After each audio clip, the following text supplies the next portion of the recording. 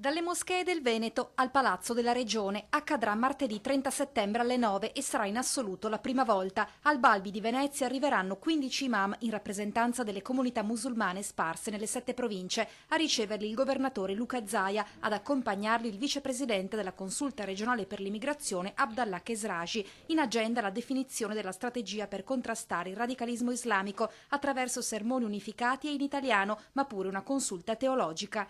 Per poter anche istituzionalizzare l'Islam nel Veneto, e credo che sarà anche un modello. L'annuncio è arrivato a margine della presentazione del terzo Festival Italo-Marocchino, che da mercoledì 17 a domenica 21 settembre metterà a confronto cultura e arte, legge ed economia dei due paesi, attraverso spettacoli, conferenze, concerti, mercatini, partite di calcio. Un evento finanziato con 70.000 euro dal Regno del Marocco, intenzionato a consolidare la 25ennale presenza dei propri sudditi in terra veneta, ma anche a intercettare imprenditori interessati all'interscambio. Un messaggio del buonsenso, del sano, che noi comunque esistiamo da un quarto secolo, che vorremmo manifestare le cose più belle, più positive. La manifestazione si svolgerà nel triangolo compreso fra Venezia, Verona e Treviso, la città che per 20 anni ha legato la propria immagine al profilo dello sceriffo, considerato dai marocchini trevigiani il loro miglior nemico, al punto da consentire loro un sogno. Fra 20 anni, fra 40 anni,